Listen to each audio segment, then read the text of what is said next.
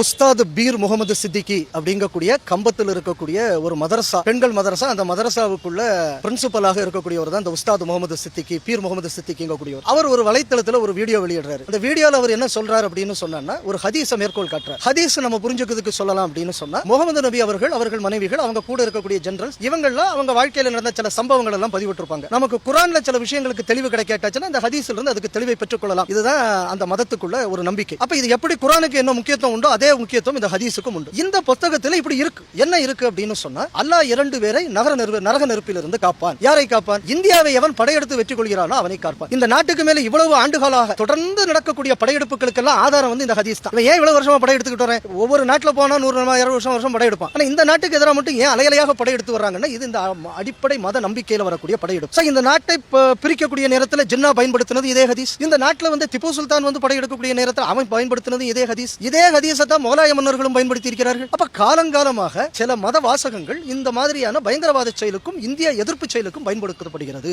இந்த விஷயத்தை தான் நான் மேற்கோள் காட்டி சொன்னேன். இந்த பாருங்க, இந்த ஹதீஸை இவரும் மேற்கோள் காட்டுறாரு. ஏற்கனவே இந்த ஹதீஸ் இதுக்கு முன்னாடி இப்படி ஒரு வரலாறு இருக்கு. மறுபடியும் இதை நம்ம இந்த நாட்டில் வளர விட்டோம்னா நம்ம நாட்டோட பாதுகாப்பு என்ன ஆகும்? இந்த கேள்வியை நம்ம முன்வைக்கிறோம். இந்த கேள்வியை முன்வைத்தது தவறு. நீ இங்க ஹதீஸை எப்படி கோட் பண்ணலாம்? நான் ஹதீஸை கோட் பண்ணல. முஸ்தாத் பீர் முகமது கோட் பண்ண ஹதீஸை தான் நாம் திருப்பி மேற்கோள் காட்டுறோம். ரெண்டாவது, அப்படியே நான் ஹதீஸை கோட் பண்ண என்ன தப்பு? இருக்கிறத நான் சொல்றேன். இல்லாத பிரச்சனையை வைத்தே சனாதனம் ஒழிக்க வேண்டும் நீங்க பேசுறீங்க. சனாதனம்னா என்னன்னு சொல்றானே, இன்னைக்கு ஒரு உண்மையில அதுக்கு விளக்கம் சொல்ல எனக்கு. ஆனா இருக்கிறத சொன்னா தப்பு, இல்லாததை சொல்லியாச்சுன்னா ரைட் ராயெல்லாம் வந்து நீங்க துணை முதல்வராக கூட இந்த மாநிலத்தில் இருக்கலாம் அப்படின்னு சொன்னா இந்த நாட்டோட நிலைமை எப்படி இருந்து கொண்டிருக்கிறதுங்கிறத நம்ம பார்க்கணும். அது மட்டும் இல்லாம அவர் சொல்றாரு, நான் வந்து கிலாஃபத் ஆட்சியை வந்து மீண்டும் இங்க கொண்டு வரணும் அப்படிங்கிறார். இந்த கிலாஃபத் ஆட்சிங்க கூடியதை உலகத்தில் இருக்கக்கூடிய அரேபியர்கள் உட்பட முஸ்லிம்கள், உலக நாடுகள் எல்லாம் சேர்ந்து முதல் உலக யுத்தத்தோட முடிவுக்கு கொண்டு வந்தது. ஏன்னா உலகம் முழுவதும் இது மத பிரச்சனையை ஏற்படுத்துது. அப்படின்னா என்ன அர்த்தம்னா, அந்த ஒரு கிலாஃபத்துக்கு குடைக்கு கீழே அவங்க அந்த கிலாஃபத்து சட்டத்துக்கு கீழே வரணும் அப்படின்னு சொன்னா, டாக்டர் அம்பேத்கர் எழுதின சட்டம் இந்த நாட்டில் இனிமே இருக்க முடியாது. இந்த கிலாஃபத் ஆட்சி வந்தா அப்ப இந்த நாட்டின் சட்டம் தூர எறியப்பட வேண்டும்னு சொல்றாங்க. அப்ப இப்படி எல்லாம் ஒருத்தம் பேசியிருக்கான்னு நம்ம வந்து மேற்கோள் காட்டினா நம்ம மேல கேஸ் போடுறாங்க அப்படின்னு சொன்னா, இந்த நாடு, இந்த நாட்டின்